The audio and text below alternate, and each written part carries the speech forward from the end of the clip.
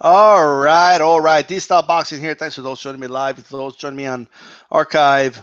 Doing another wrestling video, probably my last wrestling video of the year here on the DStyleBoxing channel. D-Style Wrestling. No, but to those that do listen to my wrestling, to some of my subscribers that do, well, thanks for listening in. All right, feel free to leave comments in the chat. Um, No, for those that don't know, my favorite wrestler of all time um, is is Bret the Hitman Hart, right? Um, he's just who I grew up liking and all that, and so I pay attention to a lot of shoot interviews that are done about Bret by some of his former colleagues, and I gotta say, while I understand that yes, Bret the Hitman Hart is he's very honest. Like he'll give you his true opinion. Like he doesn't hold anything back. So when somebody asks him an opinion about something, so when they ask him, for example, what do you think of Triple H? He says, "I'm not impressed," and people are just shocked about that, Um, but now he doesn't say Triple H is terrible. He just says he's solid. Like he gives you a 4 or 5 out of 10 match every time. He's consistent, but it's predictable, and he is. In my opinion, I agree with that. Like it's not, I mean, let me put it this way. Triple H was in a storyline where Randy Orton beat up his wife and handcuffed him while he did it and supposedly kissed her while she was passed out. Okay, this was against Randy Orton at WrestleMania main event, and they had a regular match. Like the personal animosity did not um, appear in the matchup whatsoever at all, actually. So that's just one example of the many times Triple H has messed up. All right. Um, the Seth Rollins broken leg, I talked about this, messed that one up too. I mean, the psychology in that matchup was terrible, right? But anyway, this is just a quick example. But I want to talk about wrestlers, a couple. First of all, I've addressed some of this in some of my previous videos, but let's do a recap really quick. First of all, let's talk about Psycho Sid, right? Now, actually, of all the big men, Psycho Sid was okay. Um, I think he was okay, but this dude hates on Bret Hart like hard. The problem is that the things he criticizes Bret Hart for, it's either projection or like nobody agrees with him. Like it's insane. He does an interview saying, "Oh, Bret Hart, couldn't draw anything. They couldn't sell out gymnasiums, and Bret Hart was champion." Sid, you were in the same company, bro, and nobody was showing up to see you either. Okay. Uh, the guy he praises, Shawn Michaels, was a flop as a champion. I understand that the NWO storyline was big and all that, and I've already gone on record and I said, regardless of who was champion, they would have lost the ratings. But the fact that they lost it so fast, tells you a lot about Shawn Michaels as champion, right? He was a flop as champion. I mean, it's business did not pick up when Shawn Michaels was given the strap after WrestleMania 12, right? So Psycho Sid, and another thing, Psycho Sid says, according to Psycho Sid, Bret Hart only cared about Bret Hart when it came to his matches. Well, that's weird. That's very weird. Because even guys that never liked Bret Hart, like HBK, like Shawn Michaels, okay, the 1-2-3 Kid, X-Pac, I mean, I could go down the list of many wrestlers, even guys that don't really like Bret Hart, like, and I'll get to those guys too, but one guy at a time. Scott Hall, Kevin Nash, right? Multiple guys, The Undertaker, multiple individuals have come out and said, "Yep, Bret Hart was a hell of a worker. I mean, he would make you look good. You could trust him in the ring. I mean, only Psycho Sid, who, by the way, is known for being a very stiff worker, right, got the you know, gets this, is the only guy. Like, if you only listen to Psycho Sid, you would think Bret the Hitman Hart was the most selfish wrestler in the history of the business, right? So there's that guy. Fuck Psycho Sid, right? Psycho Sid could bash Bret's drawing ability. Well, Bret Hart was more of a drawing. First of all, Bret Hart was huge in Europe, huge. Overseas, Bret Hart was almost untouchable, right? In the States, he was solid. He wasn't at Hogan's level. He was not at Austin's in his prime level or anything like that, but he was solid. He was okay as a drawing power. And that's given the just, and that's like not having the torch properly passed to him. And during the steroids era and during all these rape allegations that were going on in the wrestling business, that Bruno Sammartino was calling out Vince for, and a lot of crazy shit that was going on in the business, by the way. He had to make up for a lot of that and then some. Road Dogg. You know, everybody remembers Road Dogg, Jesse James. Here's what I don't get, right? Road Dogg claims, I saw a shoot interview where he says he hated Bret because, quote unquote, Bret thought it was real, right? That Bret cared about, you know, he would put in contracts supposedly that he had to be champion a certain amount of days. And so he wouldn't get over. He would put it on a contract that he had to get over, right? And that's the only reason Bret Hart ever became champion, because he put it in a contract. You know, like he wouldn't do that. Look, man, is that true or not? I don't know. But there's no way Vince McMahon signs off, oh, yeah, I'll put in a contract, you got to be champion X amount of days. If he didn't feel that you were worth it of being a champion, right? Like that's just period. Period. Like at the end of the day, period. Right? Bret Hart was if he wants to put in a contract that I got to be champion, and if the company that he's working for signs it, then too bad. That's just the way it is. That's the way it works. Right?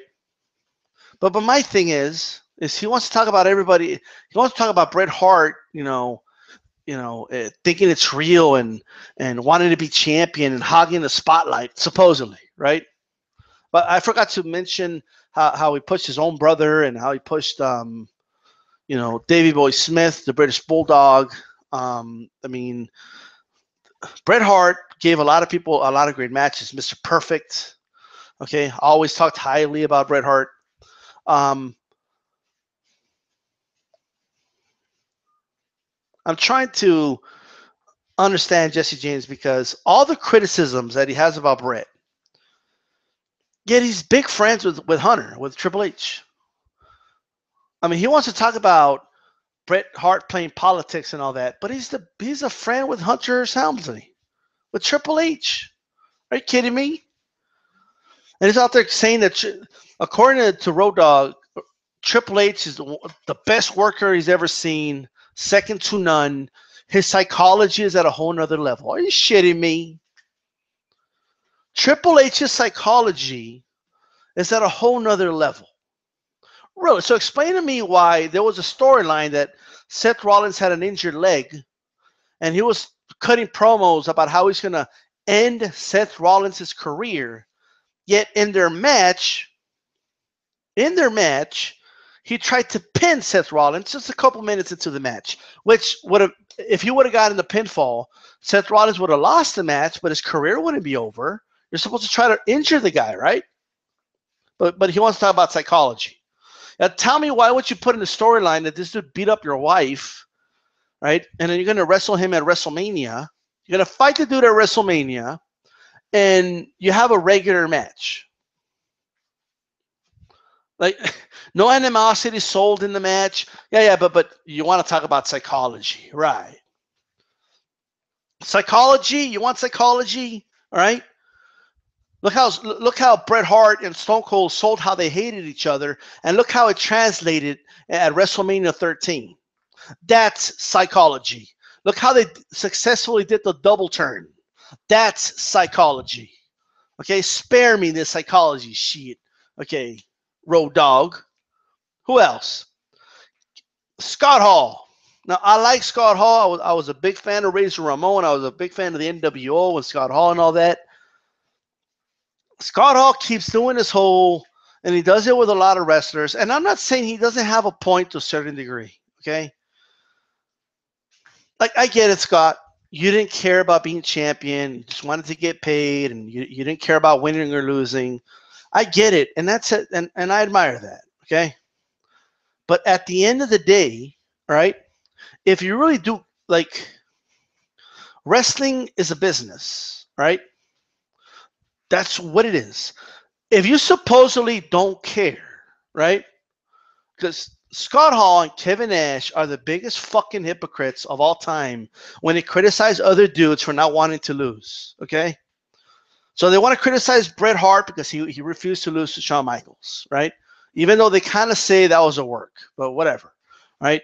They want to criticize Bill Goldberg because Bill Goldberg's gimmick was never losing, okay? Right.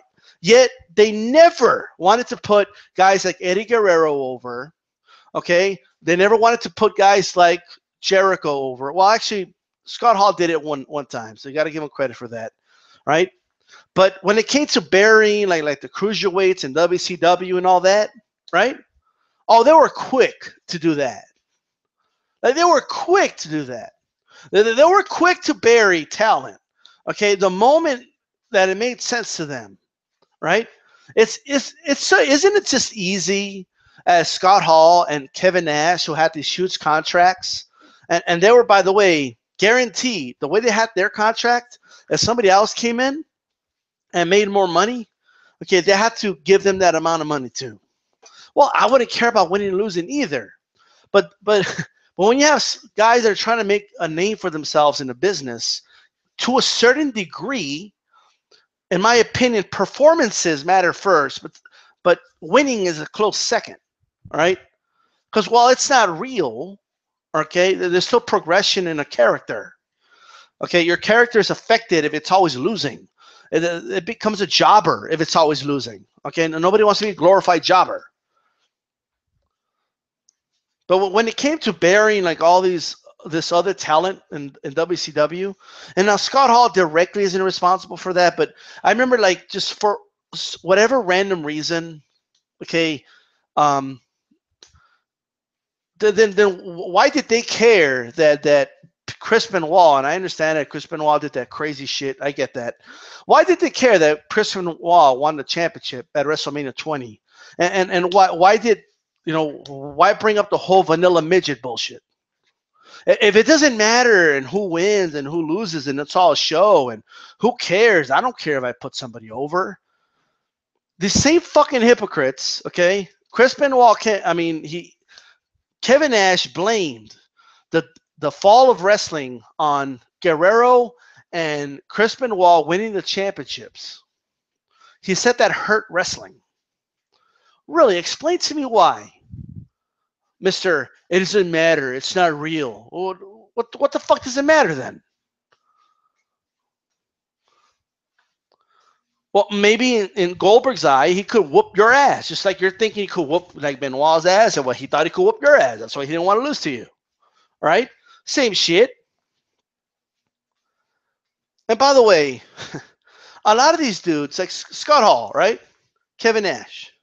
Oh, Bret, he takes himself too serious, he said. Right? Bret Hart takes himself too serious. Yet they're friends with Hulk Hogan. Are you kidding me? All right? You want to do the count on who's done more jobs? Like, do you want to do the count? We're moving on. A lot of these dudes, like, that talk shit about Bret Hart, man, and they're like big friends of Hogan. Hogan, all right, buried dudes. There's no evidence of Bret Hart burying anybody, all right? Bret Hart made SARS. Okay, Bret Hart's a big reason Stone Cold kicked off. Right? He's not the only reason, and Stone Cold, he did his thing. But that rivalry with Bret Hart helped put him over. Shawn Michaels, The rivalry with Bret Hart helped put him over. The 1, 2, 3 kid, X-Pac. He himself says it. Bret Hart, he put him over.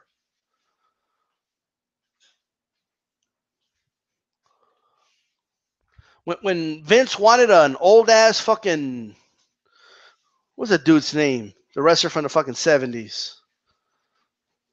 What was his name again? I forgot his name. It was an old ass wrestler. He wanted Bret to put him over. He put him over. What the hell did Hogan put over? And when Bret would lose, he would lose. It wasn't like that 1, 2 and I kick out right at 3.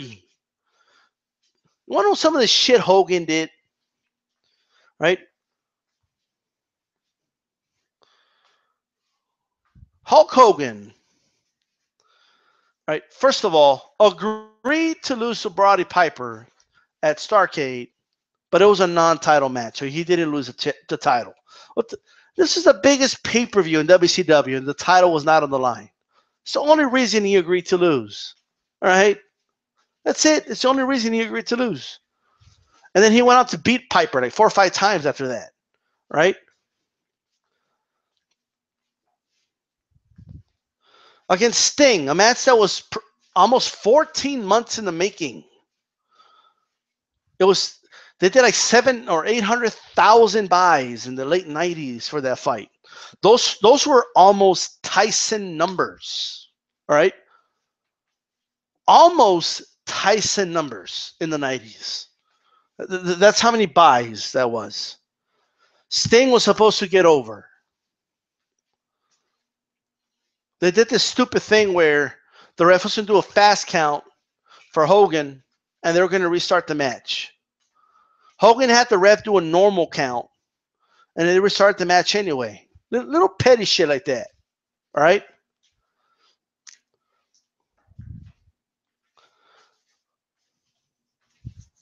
So there you go.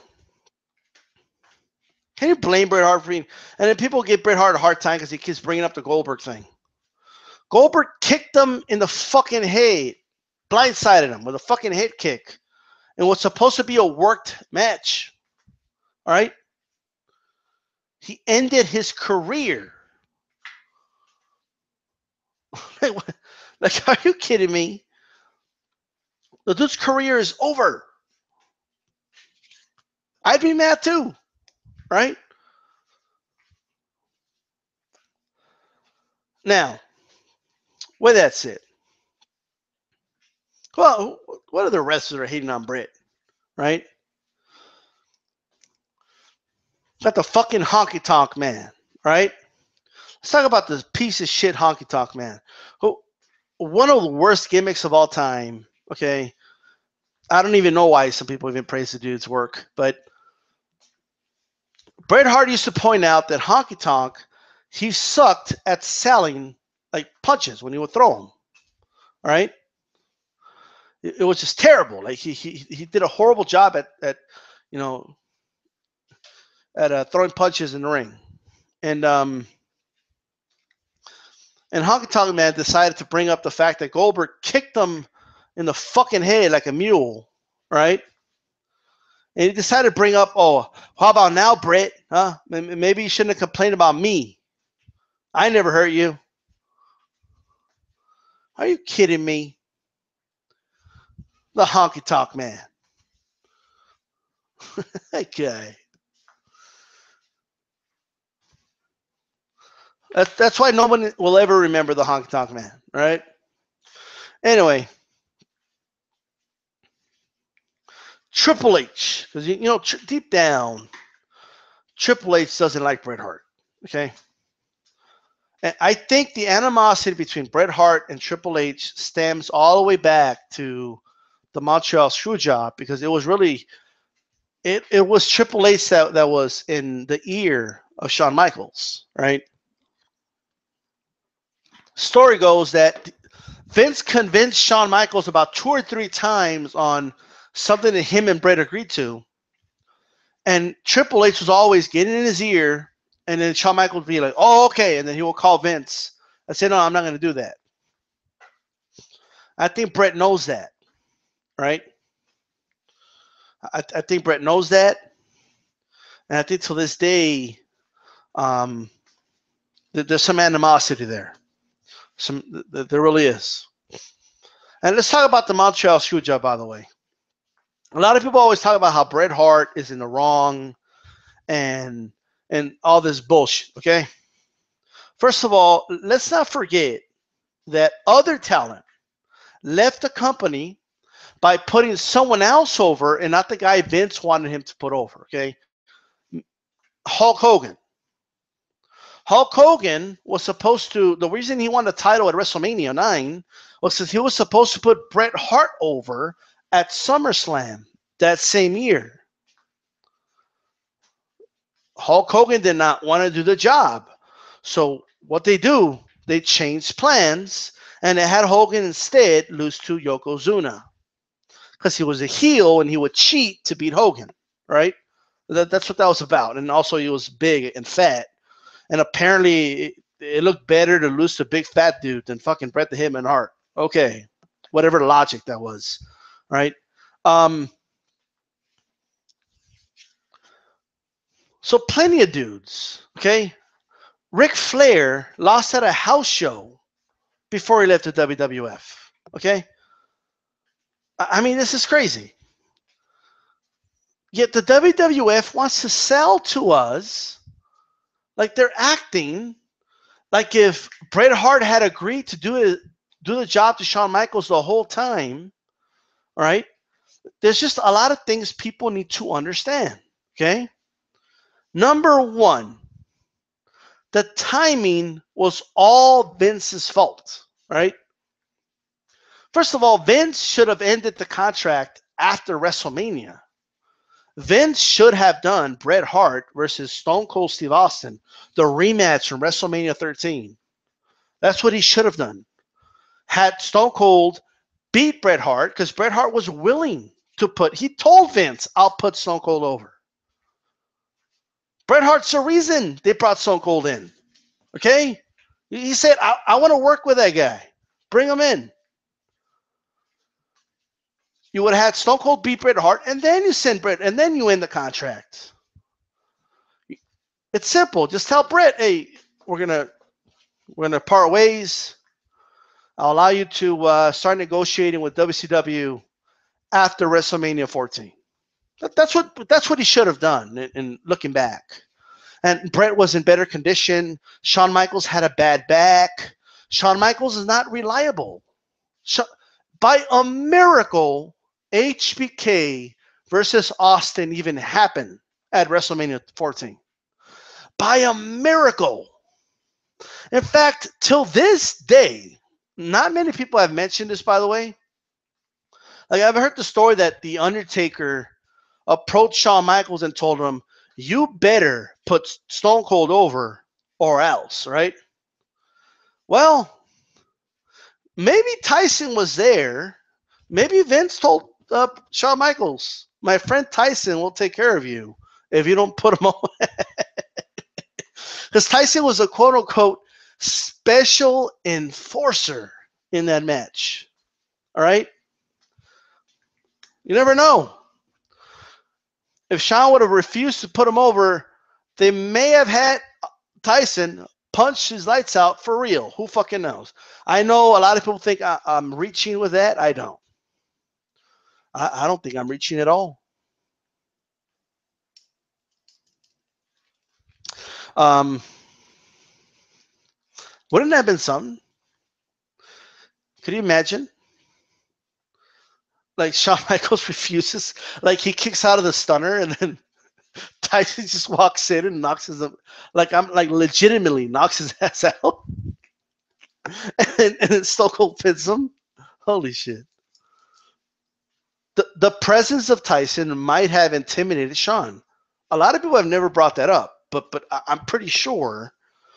Okay, that's might be one of the reasons he was a quote unquote enforcer. Okay, remember, Shawn, our enforcer Mike Tyson is out in the ring. You never know, right? You never know. Back to Screwjob. So the timing was all Vince's fault, right? Shawn Michaels owed Bret one, right? He owed him one.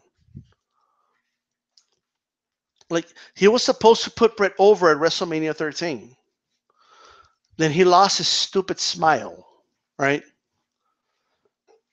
The hell with his smile.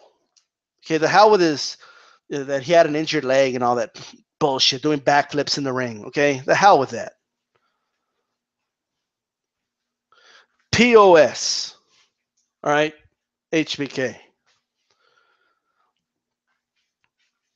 But then people will say, well, who cares? It's not real. Bret should have just put him over. It's not real anyway. Every single wrestler that claims that, okay, they're so full of shit, okay? Every wrestler that says that has had successful runs, all right? Like it's easy for someone like Kevin Nash to say, I'm not a mark for myself. I don't care if I win or lose. When he could book himself to beat Goldberg, okay? Like it's like so easy to do that. When he was WWF champion for a whole fucking year, it's easy to say things like that. Razor Ramon, who was put over by Shawn Michaels at WrestleMania in the ladder match. Shawn Michaels made that fucking match, right? What's easy for you to say when other people help put you over, right? The way I see wrestling is like this, okay? You think Arnold Schwarzenegger is going to sign up for movies where he looks like a fucking idiot and always loses? He might do a movie here and there where he dies or something, but for the most part, he wants to be the hero. So does Sylvester Stallone. Like, what good is a Rocky franchise if he always lost, right? Wrestling's the same way. If a wrestler could negotiate himself to win, then that's what he should do. That's his, whatever t-shirts he sells, that's the money he brings in, right? And yes, the more people he puts over that he can work with, the more money they can make. But don't give me this shit that Bret Hart never put anybody over. Bob Backlund, I just remembered the name. He put fucking Bob Backlund over. And people want to say that he never put anybody over. He put plenty of people over, right? Plenty. Now, I'm not saying that Bret's without criticism. Do I think he takes himself a little too serious? Yes, I do. But so do these other guys. Before I go to the chat, let me talk about Kevin Nash and this Goldberg thing, okay? Kevin Nash and Scott Hall as well. They like to bash Goldberg. And there's a lot of things you could bash Goldberg about, okay? Yes, he was arrogant and refused to put people over. That is one guy. But here's the thing. He was the biggest star in that company at the time. They had something with that streak. A lot of guys, including Hogan and, a lot of guys, Luger, put over Goldberg. They put over the streak. Now, I'm not saying it should have been undefeated forever, but the way they ended the streak, for what? For what reason? Like, why did they end it? Now, Kevin Nash, the guy who says it doesn't matter if you win or lose, really, like, you could just sense it. He wanted to win that match. Like, he says he's not a mark, but he was marking out in anger that Goldberg was undefeated, right? And he wanted to beat him. Like, he wanted to end the streak. He wanted to expose Goldberg for like, if he doesn't have the streak, he ain't shit. When you could have used, DDP put him over. The streak should have been broken to put someone else over. Could you imagine the guy who beat Goldberg cleanly down the line? It could have been the next month or two, right? It shouldn't have been Nash. Nash was over, and he likes to always tell people that everybody was booing Goldberg and they were all cheering for him, and they were piping in the Goldberg chants, and nobody tells you that, but that's the truth, and it's supposed to be this big secret, but he can't. I mean, he can't wait to tell everybody about that. It wasn't the time. It was not the time to end that streak. It wasn't. And when it did end, that would have put somebody else. Like, imagine being the guy that broke the streak.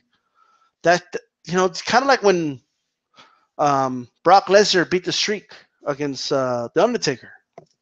To a lesser extent, in my opinion. But it would have been something like that. But no.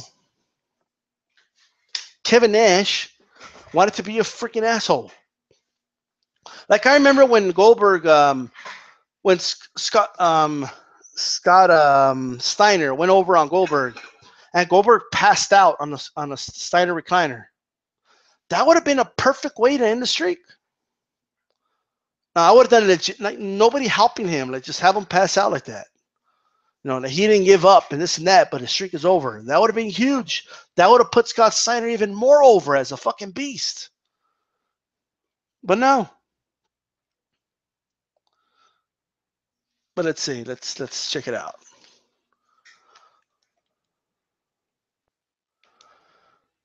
Let me pull up the chat.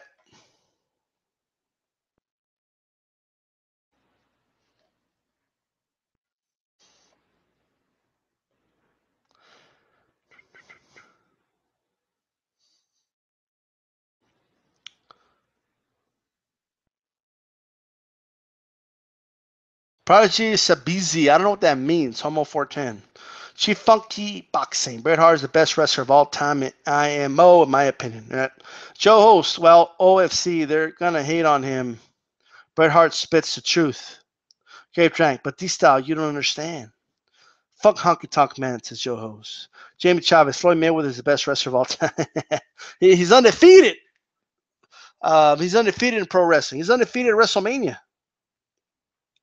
Not the Undertaker lost. He's probably the only undefeated at WrestleMania, actually. Joe Host, Bret Hart and Scott Steiner especially are one of the last few guys to speak for us. Scott Steiner gets a bad rap, and I don't agree with everything Scott Steiner says. I think he goes overboard sometimes. I think his hatred for Ric Flair is a little over the top, and he was known as a backstage bully and stuff like that, but a lot of guys were in his day,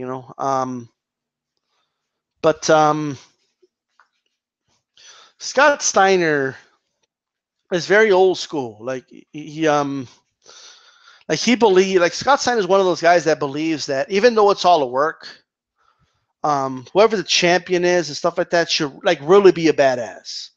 Like if somebody started a fight at a bar with him, like he should be able to beat like 90% of the dudes out there. Like he should be a legitimate dude. And to Scott, like he was like a All-American wrestler and stuff like that, and in Michigan, and so to him, I think that's his philosophy. He has that Bruno Sammartino era kind of philosophy. So I think he's misunderstood, even though I don't agree with a lot of the stuff he said over the years. He's a little over the top, but he has said a lot of truths though. Like when it comes to what he says about Triple H is pretty much spot on. Say what you want, the dude's a professional in the ring. He's worked with guys he despises, and he's never hurt them in the ring or anything like that. He's just a professional in the ring, and you got to respect that, So for a guy that gets a bad rap for being a bully and this, that, and the third, hasn't really hurt anybody in the ring that I really know of, right? A little stiff at times, but but nonetheless, I like Scott Steiner. Misunderstood, but I like him.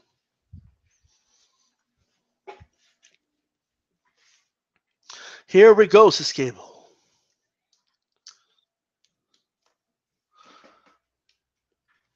Bret the Cowboy Hart. It almost happened. Yeah, man. What's up with that, huh? Unbelievable. Vince almost made Bret Hart a fucking cowboy. And people get mad at Bret because he took control of his career. Like if it wasn't worth it, like if Bret wasn't worth it, Vince would have told him to fuck off. right? But Vince needed Bret. Bret knew that, and he took advantage of it. Why wouldn't he? Even though Bret has indeed buried the world, what it says isn't incorrect. He might sound bitter, but he ain't. He says the truth a lot, and you know what it is too. I think a lot of people that interview Bret need to find new questions for him. They always ask him the same stuff, so he'll answer it, right? And people think that Bret is just bringing up stuff again. No, like they're asking him these questions. Like, there goes Bret again. He still can't let go of the Montreal screw job. They just asked him, like, how did you feel when it happened? Like, what do you want him to say? you know?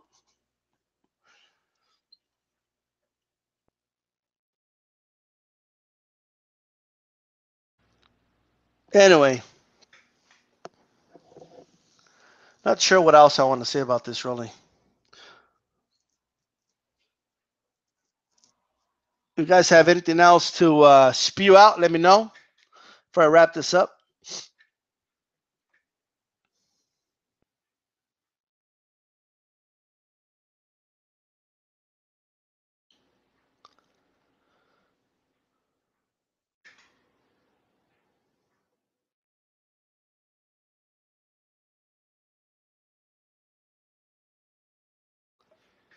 All right, guys, I'm going to wrap this up.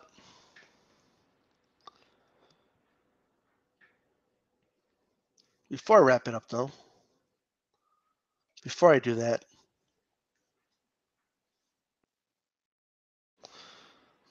I do want to say the following. So,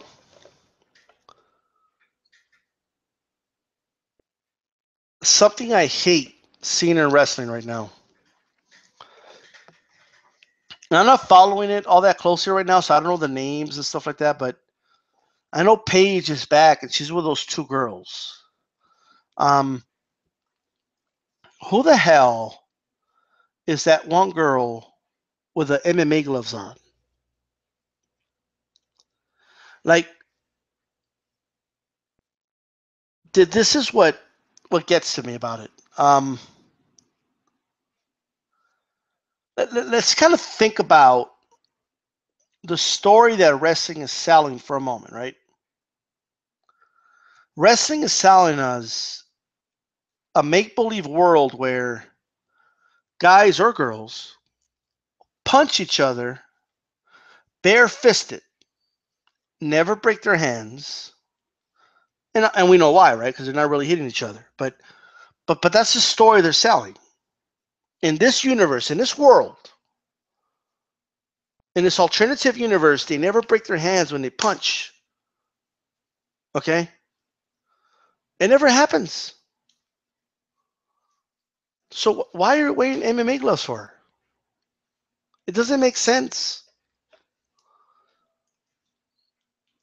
Like it makes no sense to me. And here's the second problem I have with it. Apparently it's a he. The fuck is this?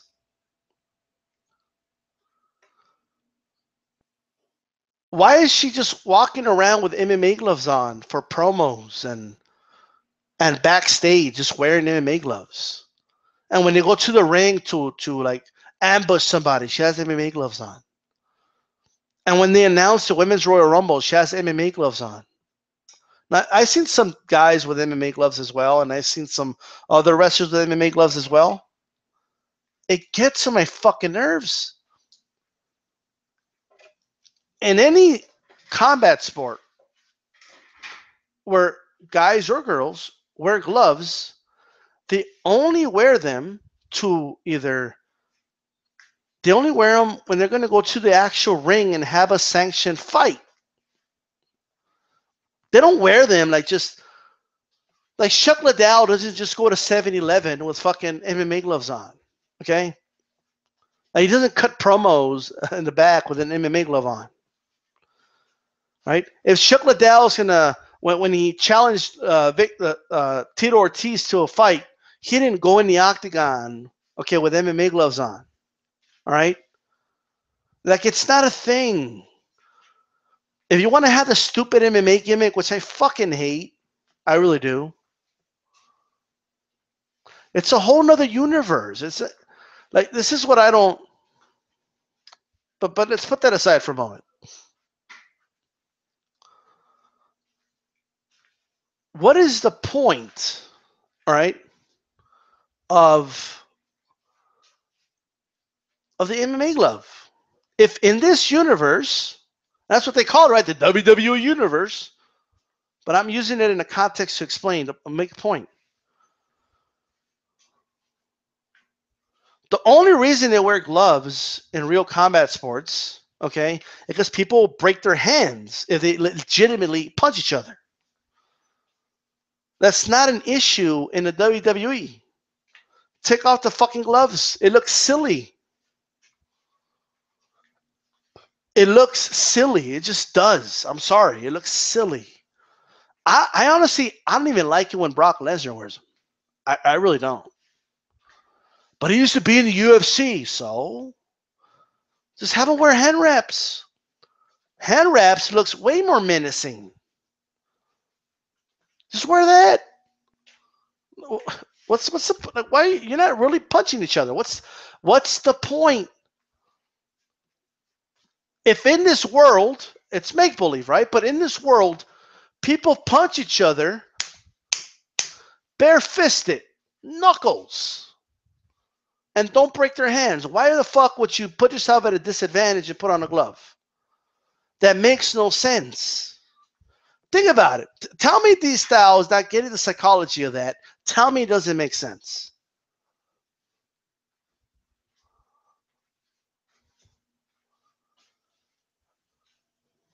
But if you're going to wear them, just wear them during a match.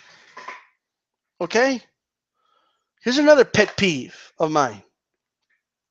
But let me read the comments real quick. Cable said, damn, I miss all this. Joe Host, you're talking about the transgender. Is it a transgender guy? Or are you just saying that? Cable, fuck, I forgot. But that gimmick needs to stop. Rousey's going to be a wrestler in WWE. Is she? Joe Host, oh, she's a woman. My bad. I guess.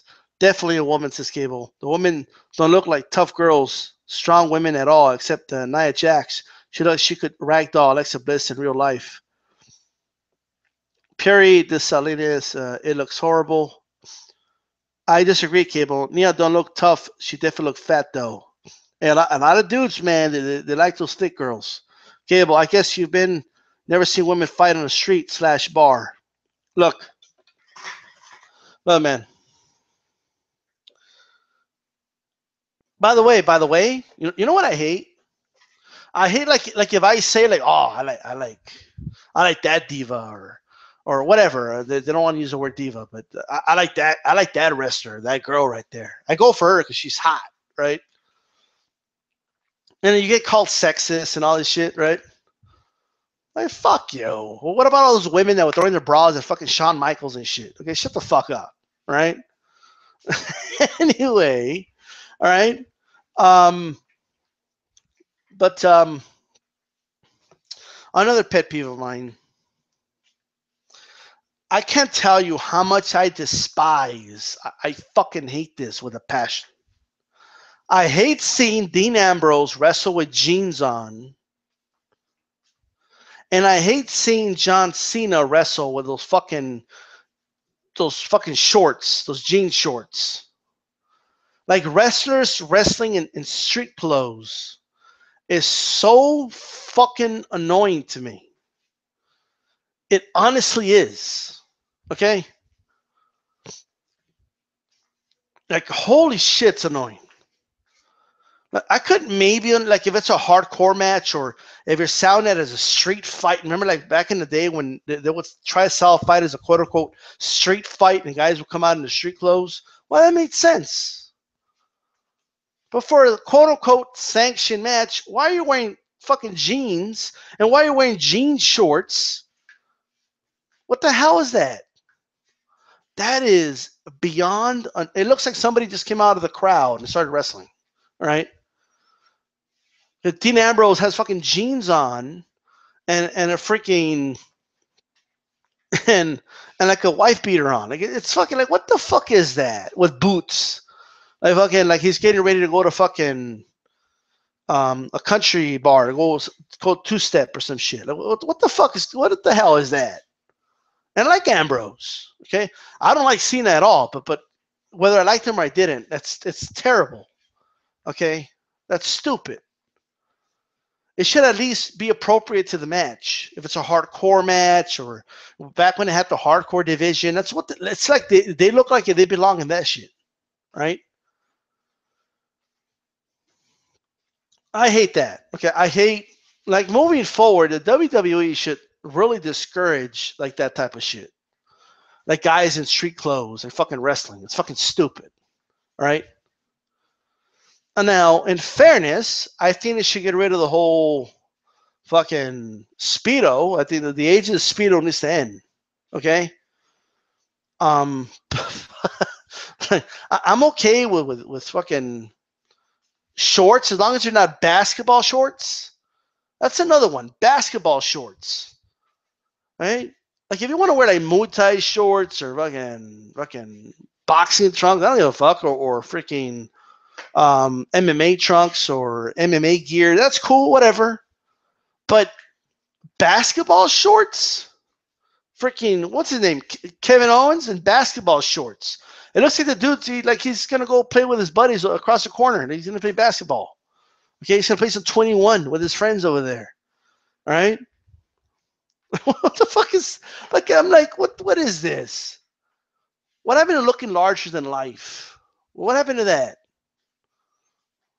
Dude's fucking wrestling in wife beaters and jean shorts and fucking basketball shorts. It's fucking insane to me.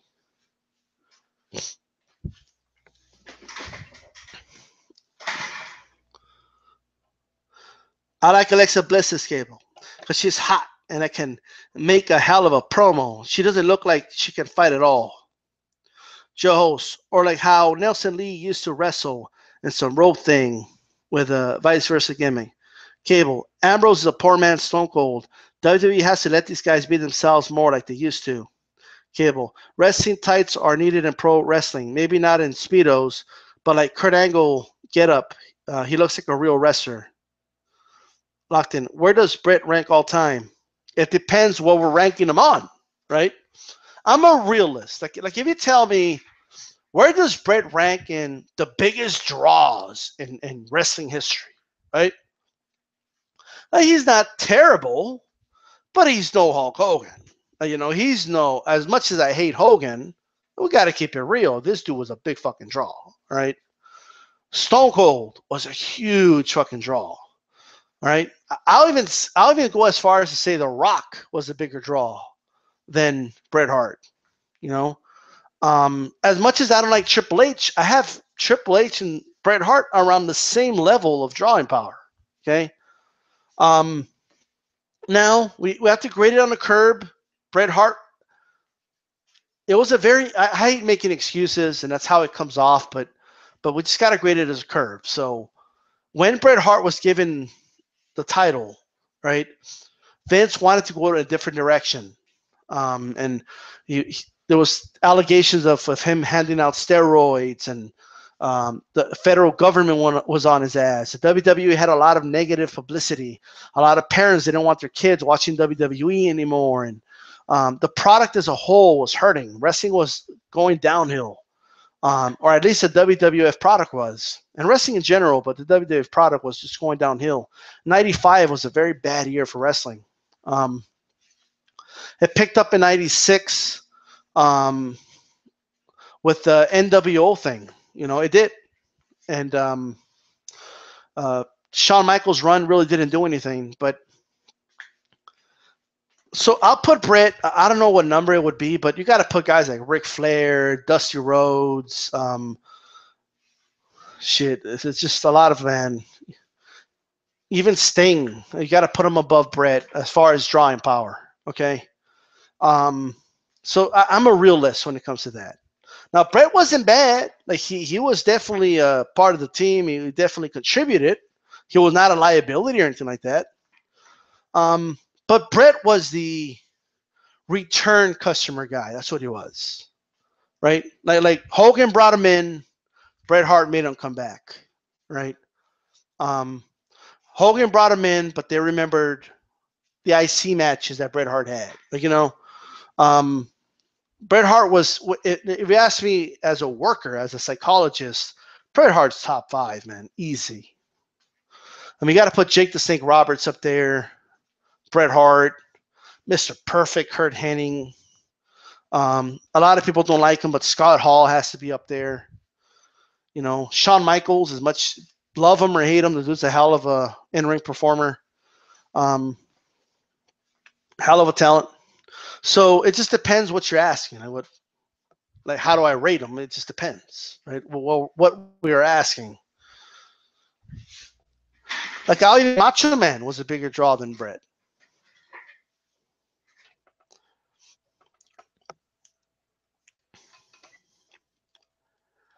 Cable. Bret was champ in 95. It's not his fault. Hey, The Rock was massive draw. He was so over by 98. He was still heel dissing the fans, and they still cheered. Lockton says, hell nah. Bret was much better than Sting. It's Vince's job to draw. Bret is who he is. Well, I mean, Vince is the promoter, right? But there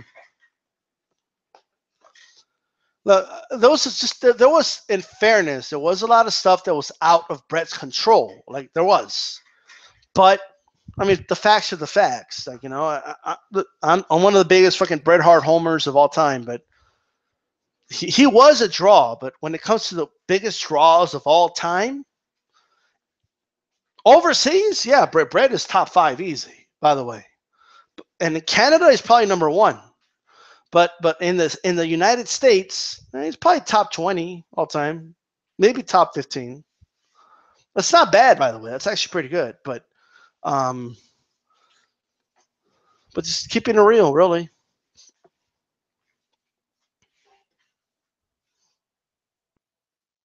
But Sting, I mean, remember, man, Sting really did a lot for that. Like, look at that Starrcade pay-per-view that did like 700,000 and shit. Like, Bret never did numbers like that. Like, Bret never headlined a card that did anywhere near 1 million, or even anywhere near 500,000. Like, people remember the matches for being good and all that, but they weren't big events.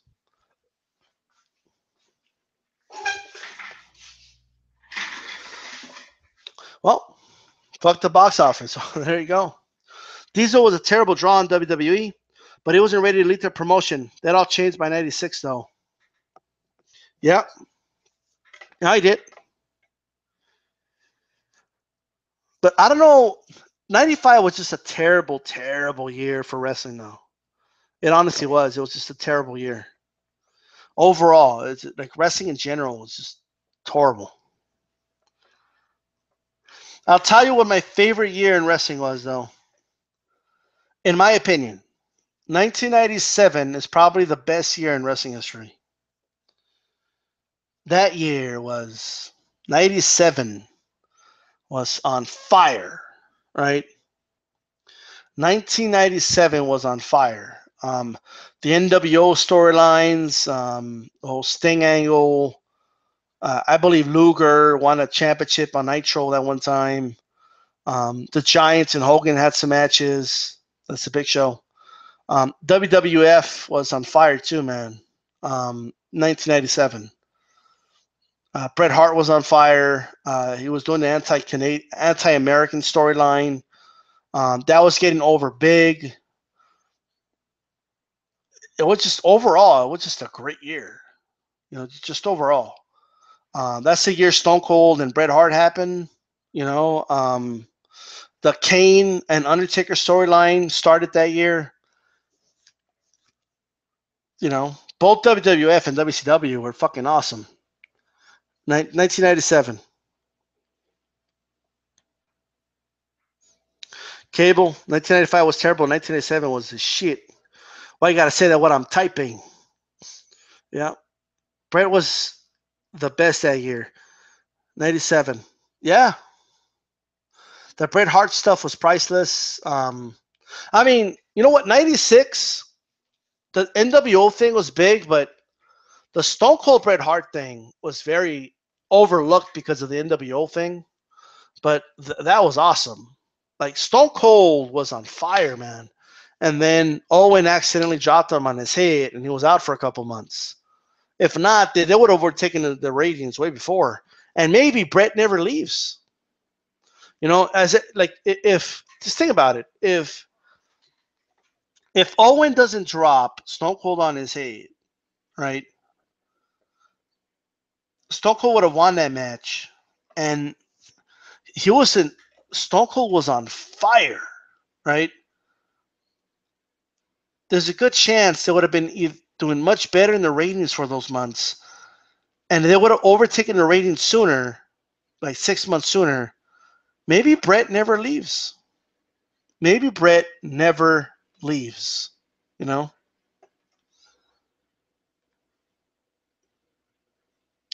1987, creative wise, was an amazing year. The year Rocky Maivia turned into The Rock. Yeah, that too. Team Canada or the Hart Foundation versus DX. Yep.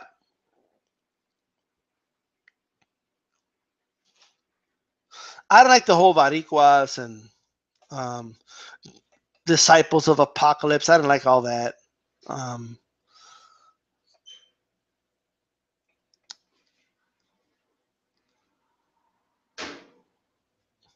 that just made people change the channel to watch the NWO. You know.